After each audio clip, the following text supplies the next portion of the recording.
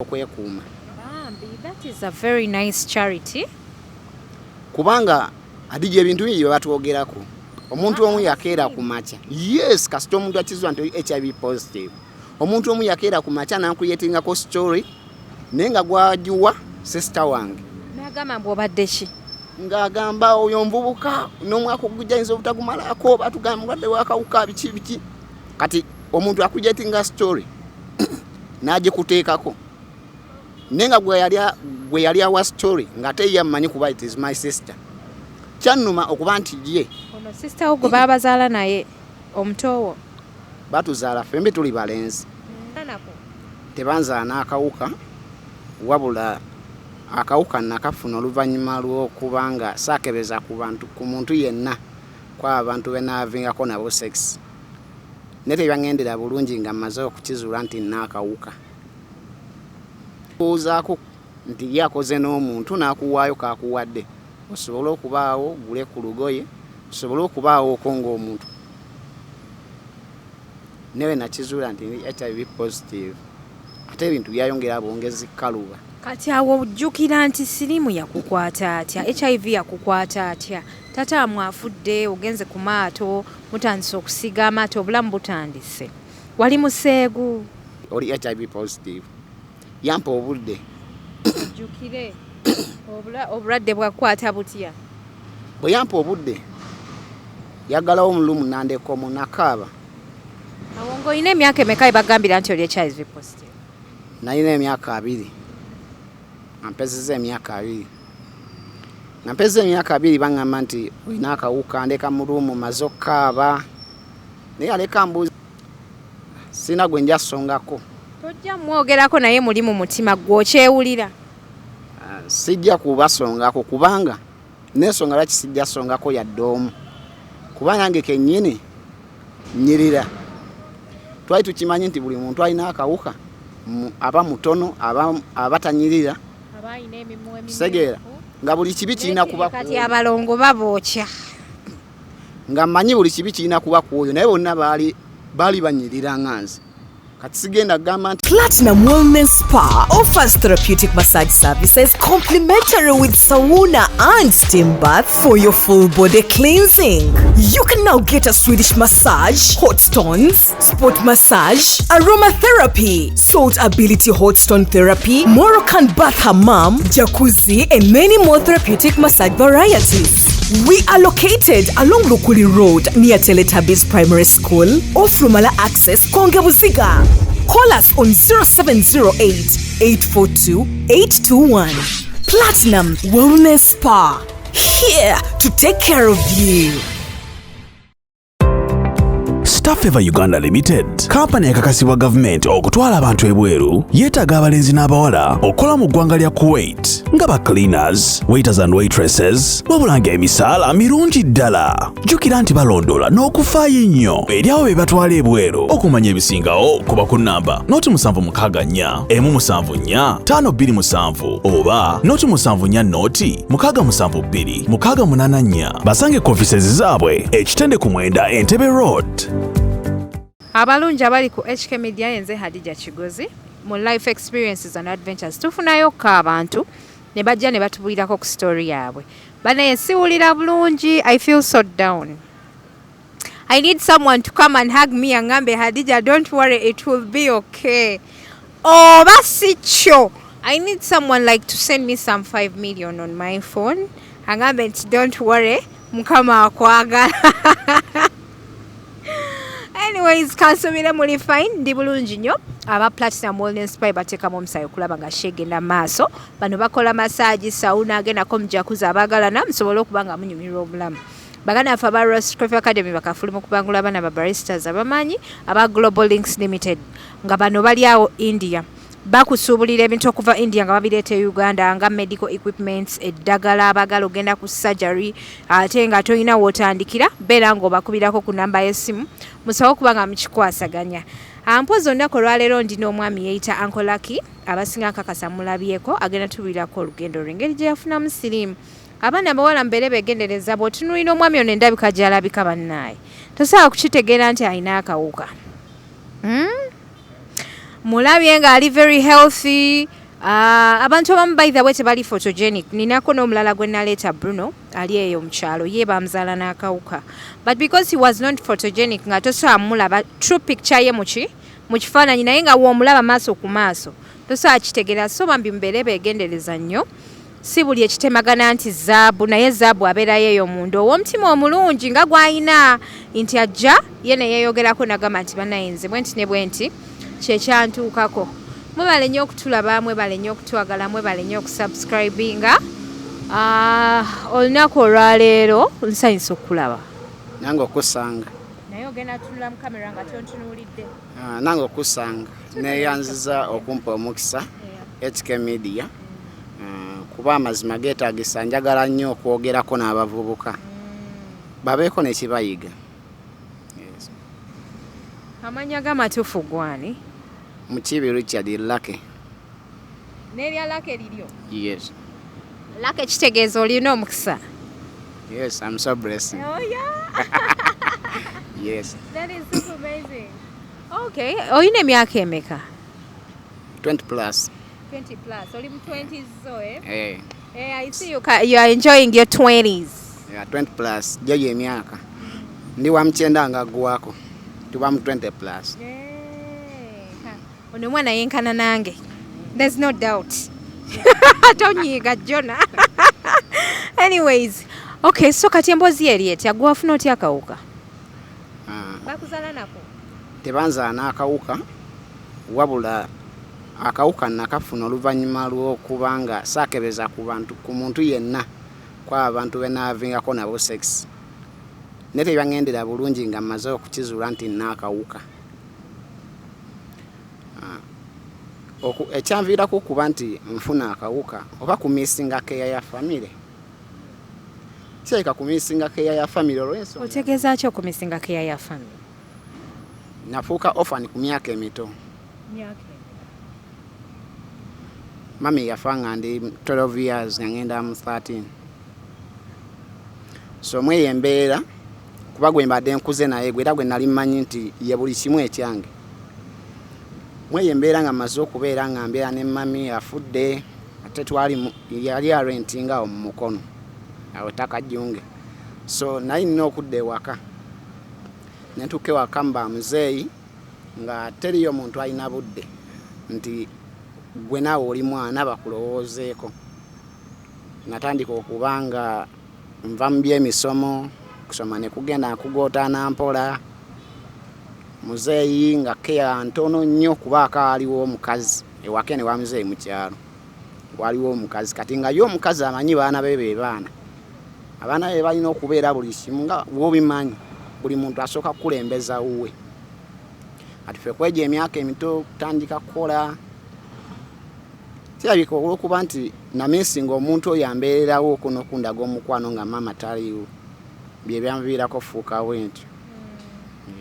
Kati awo nga maama amaze okufa obulamu bwali butya? Ati obulamu bwakaluba. Obulamu bwakaluba simanyi kintu kikaluba singa bulamu obwo kuba natuuka ewaka nga tolina kunywa cyayi kubanga toli mwana wooli. Maama aliwo. Maama we yali yakuzaala wekka? Yatuzaala abaana babiri naye agenda okufa nga muto wange ali mikono gy'abajjajja ku sayidi ya mami ng'ali eyo ye. Kati ye teyabeera nnyo naffe. Kati nga tolina kunywa cyayi omanya adija wekifaanana omwana omuto okumuwa lanchi ku ssaawa 11. 11 olw'eggulo. Nojjukira bujjukizi nti oyo omuntu ku mmere ey'ekyalo etali yakugula naye ey'omu nnimiro. Obulamu bwakalubira ddala. Awo nafuna mukwano gwange netandika okubeera yalinga asiiga ebizimbe asiiga amaate ng'ejje kintu. Tuzaalibwa kumpi n'omwalo kuba nzaalibwa kumpi n'omwalo gw'Essenyi bayitawo bogo bubiro bw'ebitaka bw'ab'empewo oluvaawo dda bogo. Kati nga bamuyitanga ne tugenda ne tusiiga ku maato n'ofunayo ekyokulya olwo ng'ate ne muzeeyi amaze okufa kuba mami waafa beera wakadde kati ate ne muzeeyi n'afa. kati yawonga wa wakati wali muntu alina kukwatako amanti baita okubeera akaana ak'embaata ng'olina otakula ne waba mukoka nga yatambula olina okwetakulira kwati ogenda saba muntu nti sinafuna kyakulya njagala kyakulya tebakuliiko ate famire ya mami nga bali wala kati awo natandika okubeera nayo omuvubuka nga muyambako kutambula naye tugenda mizinga kusiga ku maato waba afunye kati nga ya muntu asobola okukeera ku makya nakulowoozaako nti yakoze n'omuntu nakuwaayo kakuwadde osobola okubaawo gule ku lugoye osobola okubaawo okonga omuntu newe nakizuula nti HIV positive ate ebintu byayongera bwongezi kaluba kati awo ojjukira nti sirimu yakukwata atya HIV yakukwata atya tata mwafudde ogenze ku maato mutandise okusiga amaato obulamu butandise wali museegu saali museegu wali mwonoonefu ng'omwana nedda nkulidde mu kyaki sinayadde okugamba mami wange yatuuka okufa nga nze simanyi nakumanya nti abantu bakyakala ntuuse mu 2020 nga simanyi nti omuntu akyakala mami yali asha mu kyaki nga fe music tumanyi omu gospel music kubanga nga buli lunaku lwebayo practice ku kyaki olina okgenda okole practice wabula bwe nali njogera n'omusawo nga amaze okuŋŋamba nti oli HIV positive yampa obudde jjukire obulwadde bwakwata butya bwe yampa obudde yaggalawo omulumu nandeko nakaaba awo ng'olina emyaka emeka ebagambira nti oli HIV positive nalina emyaka 2 nampezeza emyaka 2 nampezeza emyaka 2 baŋŋamba nti olina akawuka ndeka mulumu maze okukaaba naye aleka mbuuza ekibuuzo nti ku bantu bonna bobaddeko nabo mu kikolwa wali okebeza akaani amazima nga sigenda agamba nti nakebezaako gundi kwaje emyaka 2 wali weebase n'abakazi nga bameka kubanga egyo emyaka mito nnyo mito nayo gyali mikulu okusinziira ku mbeera omanye embeera aliwo wekutuuka nekkuza wewefuukira taatawo newefuukira maamawo nga gwe taata gwe maama ku saidi yo oba okuze bayite bawera bana mwabo bonna bewebaka nabo olinayo gw'osongako olunwe n'ogamba nti ono omukazi alabika Eyansinga sina gwe njasongako tojja mwogerako naye muli mu mutima gw'okyewulira sijja kubasongako kubanga n'ensonga lwaki sijja songako yadde omu kuba nange kennyini nnyirira twali tukimanyi nti buli muntu alina akawuka aba mutono abatanyirira segeera nga buli kibi kirina kuba kati abalongo babookya nga mmanyi buli kibi kirina kuba ku oyo naye bonna baali banyirira nga nze kati sigenda kugamba nti kwaliko ono oba kwaliko oli oba oli abo bo ekyo nakireka nengwesayira nti saakebeza ogugwansinga saakebeza era sijja gamba nti ono tewategeera ani yakusiiga akawuka kaggwira bugwizi bwe katyo tukitwale bwe tutyo kirabika bwe kiri ogenze mu kasenga omusawo akuwadde obudde okaabya amaziga go nakaaba naye nali nawulirako dda ku bintu ebimu nti weweekuuma osobola okuba bwoti kati nze nabuuza musawo nti asobola okwekuuma musawo naŋŋamba osobola ddala okwekuuma ngenda kuwa eddagala omirenga kati musawo ku ddwaliro kwe nagenda nalinga agenza awantu awatuufu kuba walina ofunamu sayini ezimu ebiseera ebisinga tuddukira mu bukiriniki ne musawo yampeera ddala obudde maze okukaaba naŋŋamba ogenda kwekuuma naye ogenda kwekuuma ng'omira bulinaku eddagala era nze siri mulwadde newe bakukebera olaga nti oli mulamu sigamba kyakunkebera nze okujja ku HK Media nvudde ku kitanda nti nsanzeko kanula nsanzeko kanula omulwadde si abeera ne kanula be balwadde beebo omuntu yenna gwensanze ng'ali ku kitanda ali eyo muje ŋŋambe nti omulamu wuuyo oye mulwadde nze nina siriimu omanyi waliwo HIV ke kawuka AIDS we bulwadde kati nze era ebiseera ebisinga yes But you don't have AIDS.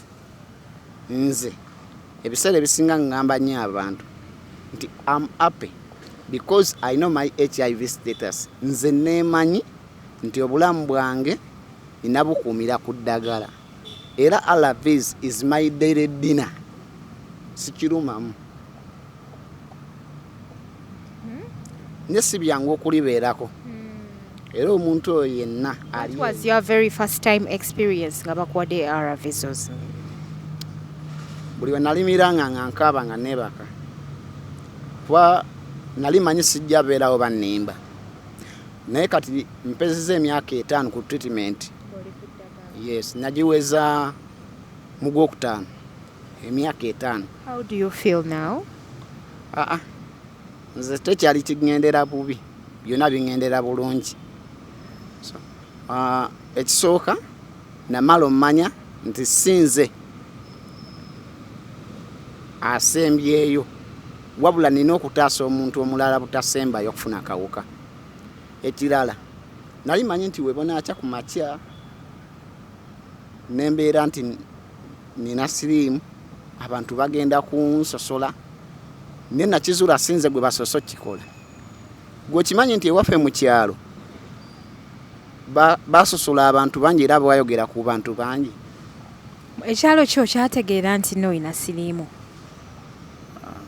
Tekyategeera naye kuba sibeerayo nina gyembeera gyenkolera naye mikwano gyange baategeera abamu ne boogera kati abamu bwe baayogera manye ebigambo bikosa naye buli wonsonga mbwoti olugalo zino zolese zibuuza ggwe fine omanye status ye era ali HIV positive ne gwe omanye yiyo ate ebiseera ebisinga mbuuza nnyo abantu nti fine ogenze ne weekebeza n'omanye yiyo what about your partner?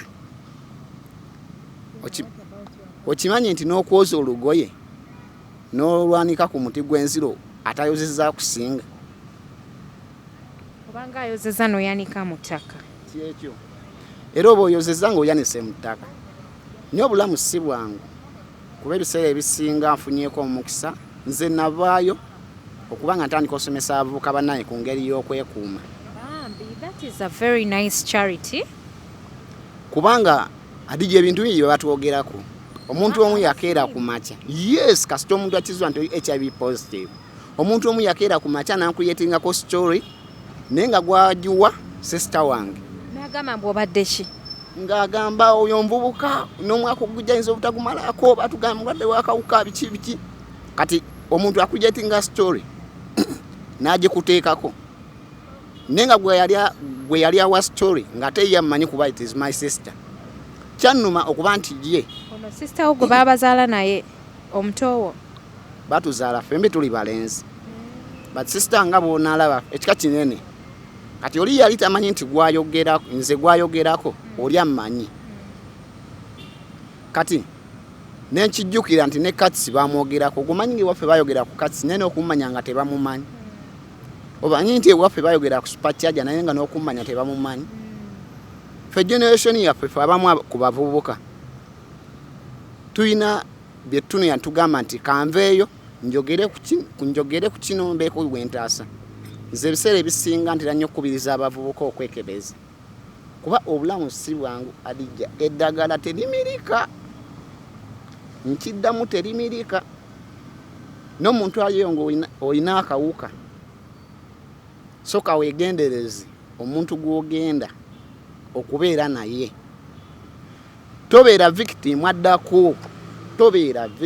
addako kuba olaba omusawo kasita agamba nti oli HIV positive owulira ng'obulamu bwe busiraanye kati nga nawe bwoba wakiwulira tokkiriza muntu mulala kuwulira nti obulamu bwe busiraanye muntu kukolimira nakwogerako bibi kati gye omuntu okeera ku makya n'agamba nti oyina akawuka abantu balabira ddala nga olinga bwe banaagamba nti oba sente za NSSF zonna gwe yazibbye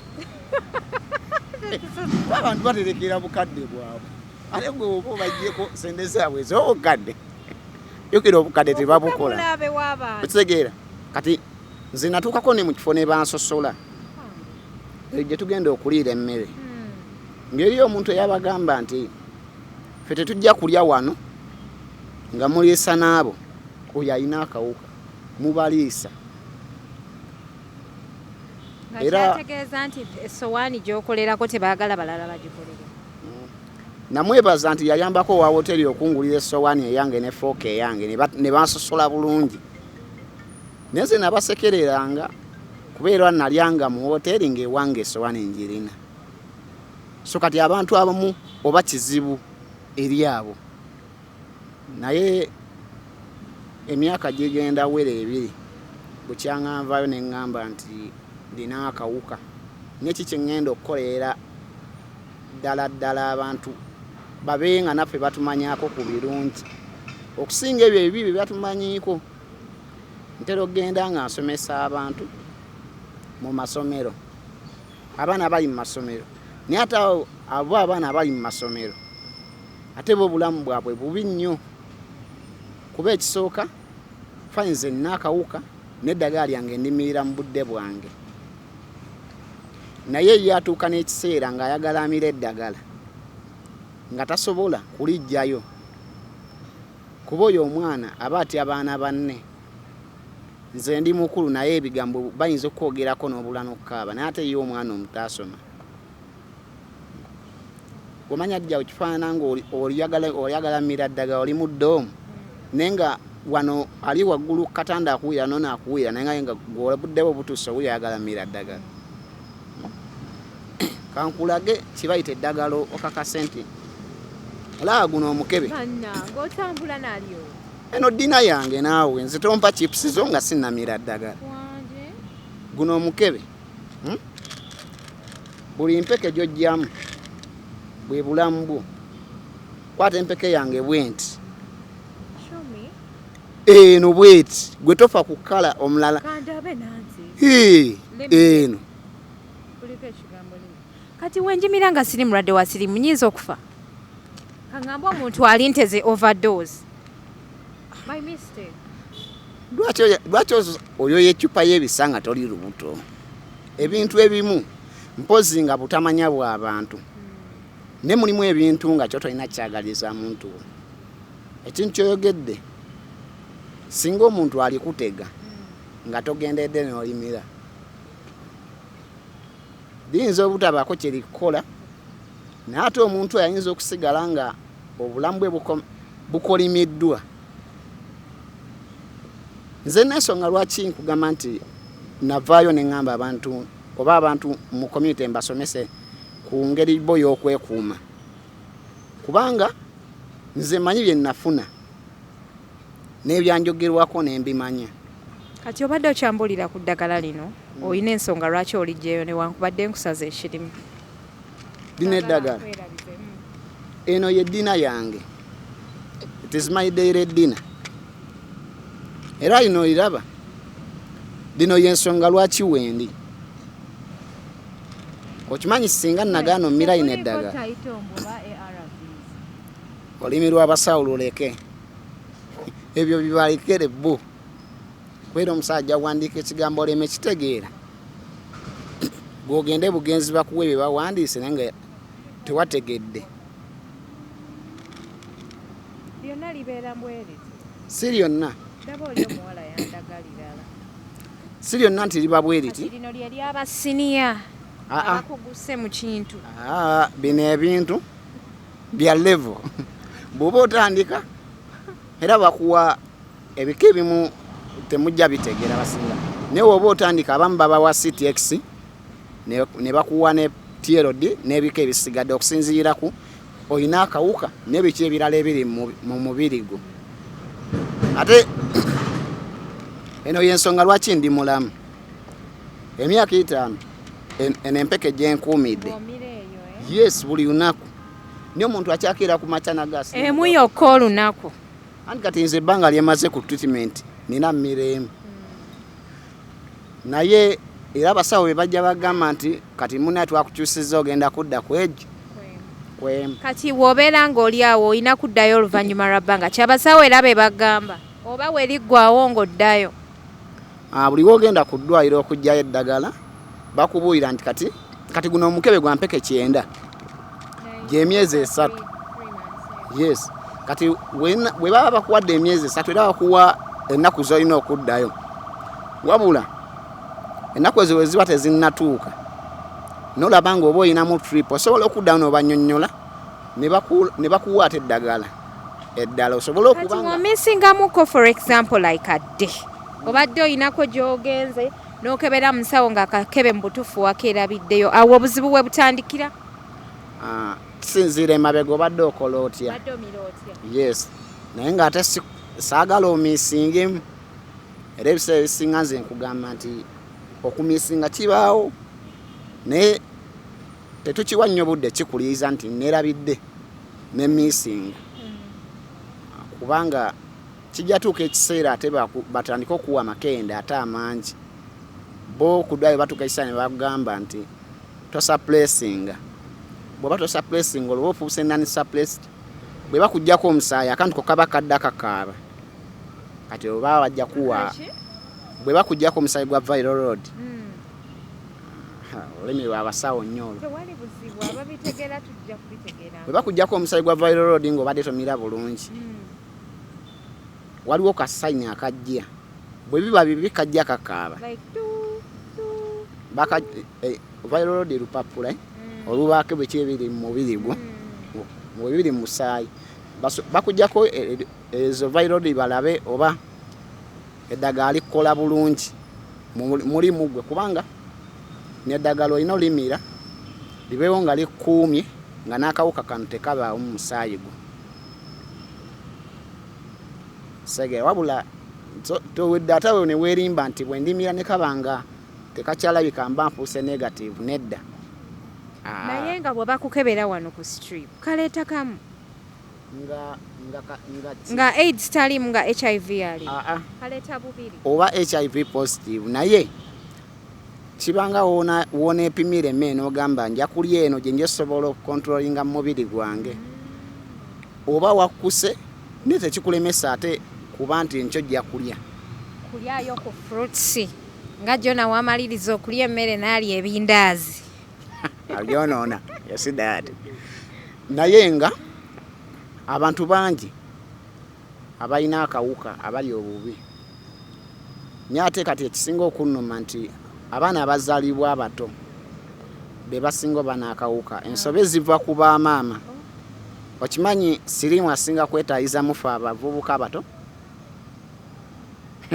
era oba olina agiri ng'atambulira mu bato mwekebeze kubanga fe abavubuka tetubiwadde budde ebintu by'okwekebeza tulimu kiri nti tuddira ebitrendi nga tutambula nabyo ne tuleka ebyaffe bye tulina okubaako kubanga ebitrendi nga we binayo byakaseera omuvubuka agaana ogenda mu kwekebeza n'agamba nze ŋŋenda mu kino ebyo tebinkwatako bijja kukwatako bwe baligamba nti olina akawuka manyi ebbugumu ly'abavubuka bakyogera dda nze we natuula nenkaaba nali simanyi nti nsobola nali maze ebbanga nga sikaaba niyo manyi okuwa 2 hours ne bakuleka mu luumu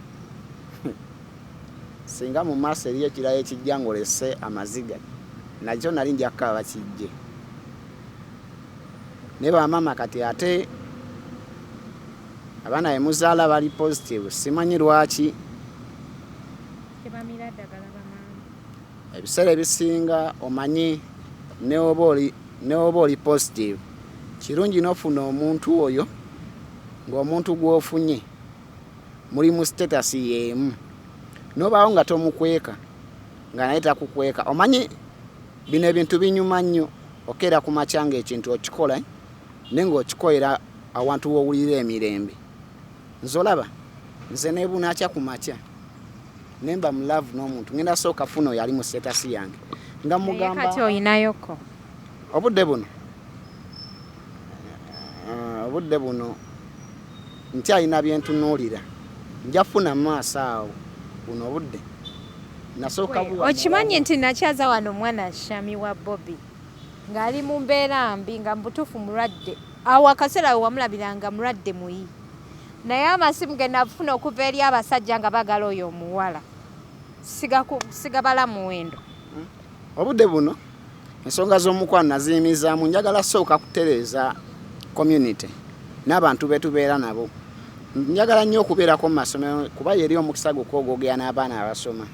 Njogereko n'abo abaana abali mu masomero ku ngeri ki gye banaabeera mu masomero nga tebalimbiddwa bavubuka. Era buno obudde nabuwaayo nsobole okuba nga omwana oyo singa aba nga afulumya essomero akimanya bulungi nti Ben yaddangulira ebyokulya ajja kwagala okubeera nange naye nina osooka n'ekimuteekamu nti alina osooka yeekebeze. Kati obudde buno bye bya love. I do everything in love. Kati sooka nembikomyawo sookemawo tamuza kino kubeera si byangu bw'oba oli HIV positive kuba nagambye dda abamu baba bakusosola naye ate oyinza okwekanga nti eri ayinza okuba negative mugaga ngenda fiira ku oyo nabo gye bali ye nga ali HIV negative naye ng'ayagala gwe ali HIV positive. Wabula nze bwe mba mufunye nsooka ne mugamba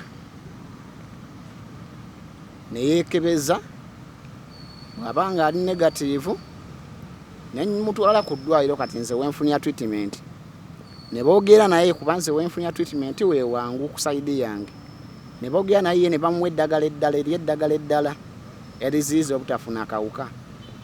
Kati ng'obeera n'omuwala ng'ali negative nga ye ali ku ddagala nga osobola okubeera naye nga ye asacrificinga n'alimira for you ya bw'aba awulira nti anjagala abajja alimira because of love. Bw'aba awulira nti anjagale era ajja kundeka kubanga nze kati ndi open okugamba status yange. Kati gy'oli gwe oba onjagadde. Yes, kati gwe oba onjagala nga tetuli mu status yemu nkutwala ku ddwaliro ne boogera naawe ne bakusomesa ku ddagala ezizi obutafuna akawuka. Eddagala lye baliyita PrEP gyeriri. Eddagala eryo balikuwa nga results zo zikomyewo. Bwe zidda ng'oli negative balikuwa. Oyinza okuba nga olyagala ne zidda ng'oli positive ate tebakuwa eryo. Olwoba olina funa ARVs. Ne nabo gye bali abo abantu ezo couple baziyita discordant couple. Ate nabo ng'omuntu ng'omu ayina ng'omulala talina. Yes, gye bali. Nfuna n'omukisa nze ne bankubira jangu oyogereko nange omwami yakizudde naye mbadde nakimukweka biki noyogera nabo okubeera nti olina akawuka. Yes, naye nze ngamba nze am the end of HIV. Gw'olina okuba nga okimanya nti gwena gy'oli gw'okomekereza akawuka okakomekereza ogenze ne weekebeza nomala kadina kange nze kadina sikakweka wamma. Kati naawe onaaba ng'oli negative ebeera n'omuntu ng'oli negative sagera gw'oyagala mmwe mubeereeyo mwekka. This man is so positive and very happy, and you know me, I love sitting around people who are positive and happy. Natandise shonga mbagamba nti I'm really very down, but he's giving me a lot of hope. I think this is what I needed, but I still need more. Netagayo omuntu aveeyo mu crowd ye ajampe haga ngabe Hadija, don't worry, it will all come to pass. So we all need that person in our lives. Kati nono engeri gye yekkiririzaamu musanyufu muzibu. You know what? He really gives ampe essuubi. Naye ebiseera ebisinga nina obudde bwentera ofuna ne njogerako n'abantu ab'enjawulo. Era ngenda kwebaza abantu abankubirako ku masimu ne banneebuuzaako ku by'okwekebeza. Waliwo omuntu eyambuuzaako ku HIV self-testing nti zigaba results ennungi. Munakulabye olina box. Ate nakuleetedde package nga yo. Then nemba nga ngenda gikuwa because njagala weekuume. Nze neekuumye ensonga lwaki ndaba ndinyirira. But I'm also safe. I don't move.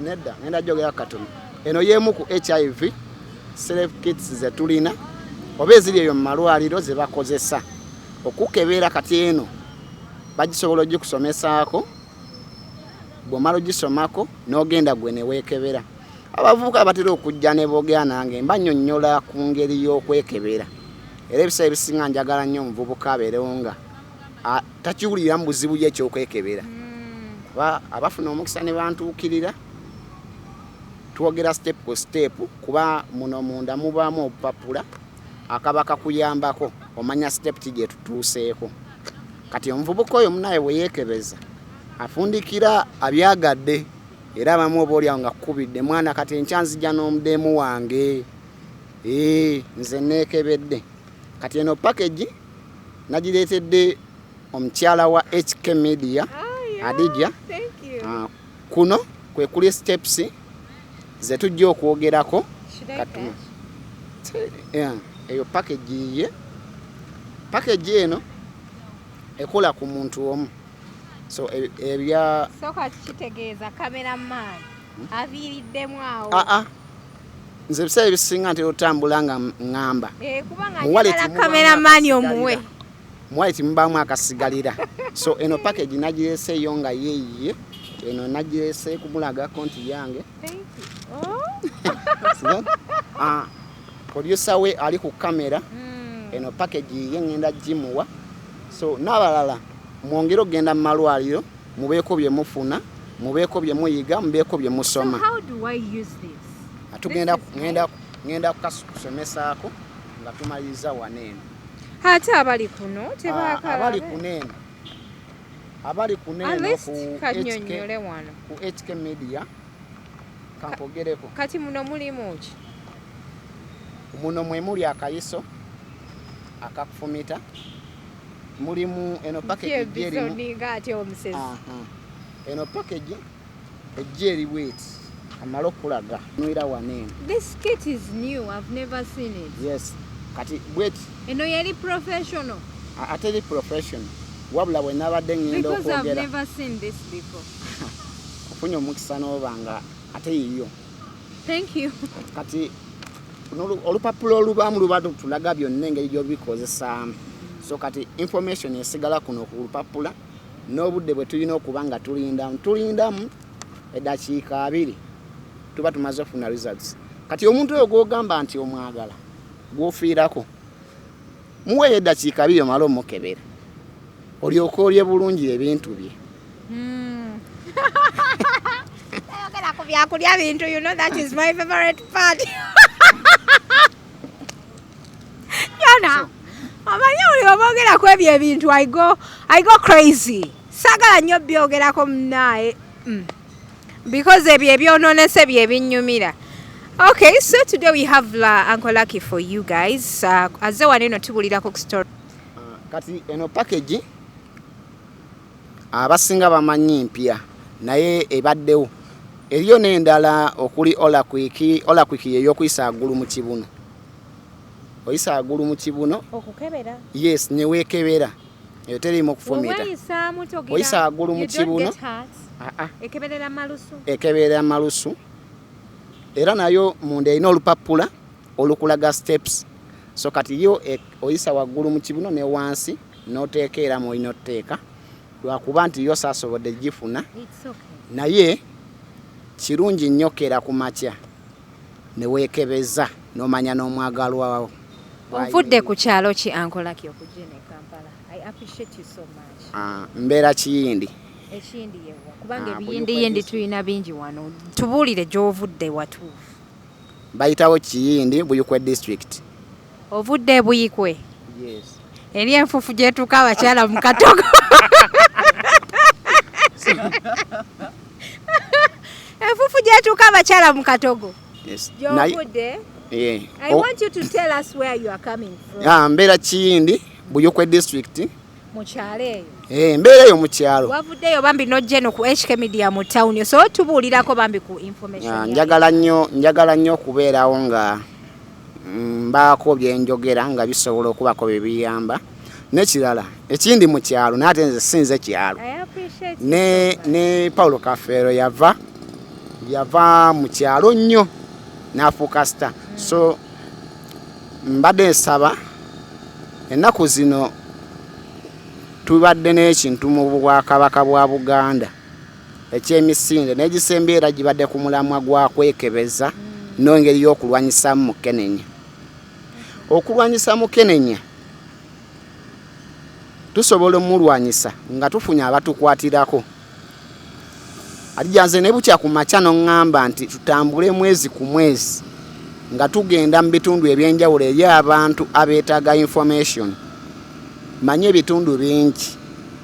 Era ebiseera ebisinga ntera nnyo okukwata baaga ne nteekamu condom ne nsitwala mu mabaala. Bino ebintu obijjawa? Where do you get them from? Babikuwa? Eyo kugundi ku district obigula obifuna otya? Ku ddwaliro gye mbeera gye nzija eddagala. Kuba nagendangayo nga ngenzeyo nga client omulala okunona eddagala ne mbasaba babeere nange. Yes, ne mbasaba babeere nange nyambe ku bavubuka. Kati bino ebintu byonna mbasaba ne babimpa nsobole okuba nga mbaako ne omulimu omulala ate gwe tukola mu community. Kati ebiseera ebisinga ngenda ku mabaala otwala condom ne mu community awali buli wensanga dispensers eya condom dispenser ndeka njitaddemu condom. Olw'ensonga y'omuvubuka emibiri gyaffe giri active. Y'omuvubuka tagenda linda kunoonya condom wabula ajja linda abeere nayo omuwaleti ye waanaafunira omuntu we gwalabye omubiri gwe gusiimye asobole okubanga agikozesa ngulede weeri. Singa nfuna abantu abanyambako ebiseera ebisinga waliwo abantu abakubira amasimu abali ewala amasomero agamu ne mubaamu omwana naga nawulirako ku story yo njagala kwogerako naawe famire yaffe mulimu omuntu bwati biba byetaagamu ka transport. Ate nange bwe nkola byanakyewa byange nga nze siina nsasula. Kati awo okusinziira ku kiriwo mu Bwakabaka bwa Buganda ne weebanga mu Mmengo ye naava omuntu oyo anaasobola okunkwatako twongere okulwanyisa akawuka mwaniriza. Oba mama saba abantu omuntu yenna ali eyo ng'olina kyosobola okukola. Wali osinkanyeko ku MC Katsi? Mpulira MC Katsi yakola ku by'abavubuka abalina siriimu, si kyo? Wali omusinkanyeko?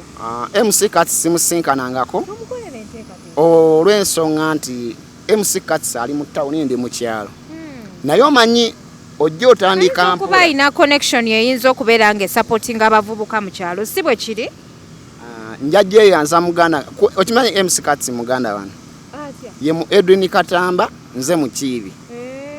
Tuli balugabe tuli bazzukulu bandugwa bw'anaaba n'enteekateeka njajjaniriza naye omuntu yenna alina kyesobola okukola ne twongera okutaasa abavubuka. Oyinza okuba nga oli awo ng'olowooza mbe tugenda okutaasa temuli wuwo ne ngenda kuwa ekyokulabirako. Bwe mba nkyadde ku ssomero n'ensomesa abaana ku by'okwekuuma ne mbagamba abaana munywere mu masomero bwe mbaamu omwana wo osanga omwana wo mulenzi abadde agenda okujja sisita wange mu ssomero ekyo tuba tukimaze okukigema. Bwe bukya ku makya ne tugenda mu kitundu ne tukola zino activities okugamba nti tusomesa abavubuka n'okubakebera ntubakebera ne tusanga owuwo mulamu ne tumukubiriza okwekuuma. Era owuwo asigala agamba nti nedda baŋŋambako ne ku ddagala eriziyiza olaba nti tuba ku mulamu. Okay, so I'm giving you an opportunity. Sitera kukkiriza abantu soma namba zaabwe kyabali ku HK Media bakimanyi naye read a number for them out there. Tomanyi oyinza okufunayo omuntu ayinza okukola ki okujja mu inbox yo. The fact nti ovudde Buyikwe enfuufu gyetuuka abakyala mu Katogo n'ojja ne Kampala gisome ennamba yo. Enamba eri 0 okuba wakwebuuzaako enamba yange eri 0779 33 68 33. Eya WhatsApp eri 0755 78 18 99 zona zireeta mu kibiru kyadde ezo namba zange. Ngenda kwaniriza buli muntu anaaba asobola okuneegattako ne ngenda sooka neebaze ebbanga lyemaze nga ntambula nga ŋŋamba abantu nti mwekuume. Nafunayooko omuvubuka munnange yaŋŋamba nze sigenda kusobola ttambula naawe, ate ne mwagala nnyo nti akubuulira nti waliwo kino kyenjagala, naye nina kugamba gwe nzija ku ddwaliro tukifune. Mwebaza nnyo, bamuyita Sakyamukama ali awo Kiyindi. Sakyamukama owa Sakyamukama shopping center, muvubuka muto adija bino ebintu byaffe omuntu ayinza okugamba. Yakukkiriza ogamba abantu nti nnaayina. Ayinza okuba takyagala abantu bategere nti ayina siriimu. Talina siriimu, yannyambako. N'agamba nti ogenda ku HK nti namu 2 zijja kugula akatunda. Omanyi okeera ku makya alija n'owo omuntu 1000 nga okikoze takusabye, okikoze takukaka, okikola muli mutima gw'omuntu n'aba musanyufu. Like okeera ku makya n'ompa 10,000 ng'ogimpadde onnangira. Nokubiriza abali eyo abasobola obalala okuneegattako bajje. Waliwo n'omukyala kulukulu Eyansinga mweyitira maama kuba mu baana b'endabika ndinga wa 6. Naye kati mwejo gyonna emyaka 5 egiyise nga teweepiikya. Kibuuzo nandikizeemu naye ekigambo kyesimanyi. Tuganye walwala. Naye egyo gyonna emyaka 5 nga teweepiikyako. Ekibuuzo nankizeemu naye ekigambo kyesimanyi kyekitegeeza. Okulaba ku muntu. Okulaba ku muntu mbalaba ne mukyakya abagenda mbalaba. Okay. Mwere n'ebbanga. Kuba bannaye newankubadde oli mulwadde. Waliwo ebintu ebimu ebitabeerekeka nga tebiriiwo. Siri mulwadde, twakyogeddeko nekiggwa. Nzija kukanulayo waba ogirabako. Nedda olaba eyo n'ebbanga ery'emyaka 5 lyemaze ku treatment. Nafunamu challenge ensonga lwaki saagala nnyo. Kwepiikya. Olaba nze omuntu asobola okunsiga ate obulwadde obulala kuba oyinza okuba ne siriimu ng'oli ku layini endala nga ndi ku ndala. Amanyi okukwongera. Ayinza okunyongera, ayinza okuba eyo nga gwe kifayina oli positive naye nga tomira ddagala kati neegendereza nnyo. Neegendereza nnyo.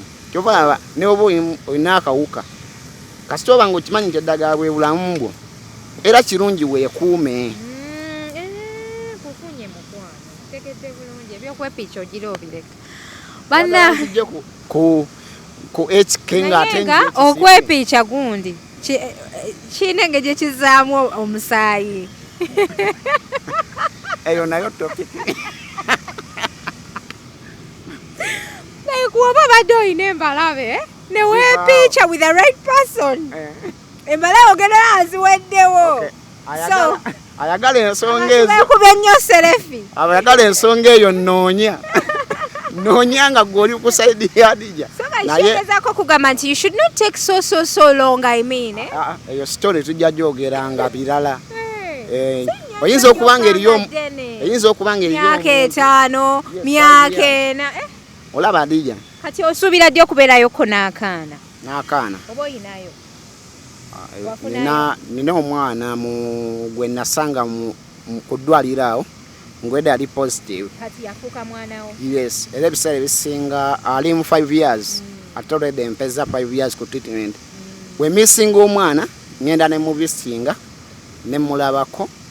So kati okyali muvubuka. Eby'omwana omanyi nti ndi muvubuka. Nye tonka lwaki bambi akagundi kakugira kakusomoza kulwakubanga you're so nice. Naye ate osanga tewandibadde nange ebintu emu bijja n'otabinenya nnyo. Naye ebiseera ebisinga ntunuulira nnyo kyekiddako kozi kati obuze eky'omwana nze myaka 2 nsobola ozaala abaana 10 naye si kyekindi mu bwongo kansooke nkolere ku bantu bange kino omanyi tetugwinaako obuzibu wano ku HK Media. Kali kabadde just kalowoozo nti okumala ebbanga eddene nga teweepiikya kibi. kankirowoozeeko nja kwebuuza ne ku balala naye nga essaawa eno ebyo ebintu by'amakoba nsonga za love njagendayo naye mpola omanyi olugendo lukaluba kibi nnyo okkeera ku makya n'ofuna omuntu anaakulekera eddibu oba omuntu anakwekwasa abantu abamu bajja n'ebigendererwa kati olugendo alugendako mpola kankusabire ofune omuntu omutuufu kozize kyenkwagaliza njagala obeere happy kuno okwepicha kwerusa kunyiriza kugejja omaze kyo era mbadde nnyira nga tekuliiwo ati kajja okitegeeza you will double kumpiriza omu Canada naawe eyinza okuba you will double of course omu Canada era ajja kukitegeera nti okwepicha is important ajje mangu ate anaalinnya mangu bwana gwe bagenda tuuka akanga gyali kukono nabanaye mutukirize tubasibule sibula abantu tugende abalabe ba HK Media mbagala nnyo mbagalira ddala mutugoberere bambi mumwagale Adija mumwagale Lucky mumwagale ku Facebook mu kibiru kya Lucky TikTok Uncle Lucky abasobola okubanga munkubira twogere ku cancel tufune counseling mwena mujje ngenda kusigala nga mbagamba nti mwekuume kubanga obulamu bwe bugagga mbagala nnyo.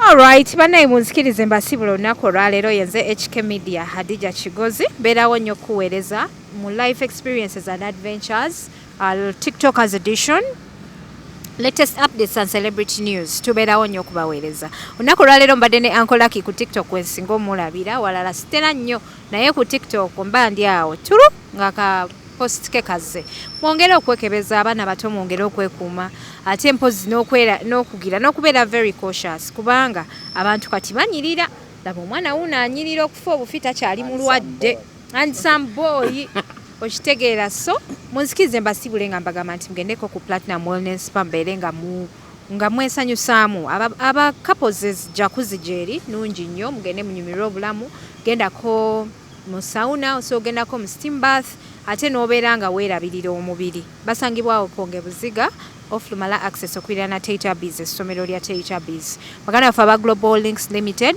nga bano be bakafulu mu kutikka ebintu okubijja India okutuuka ne Uganda bakugamba nti gweyagala medical equipment ayagala eddagala olina kyoyagala mu India bakubire enamba y'essimu kweri awo wammanga poza ate bakola airport pickups within India kwega bo bali mu India buli kiri mu India bakitegeera bulungi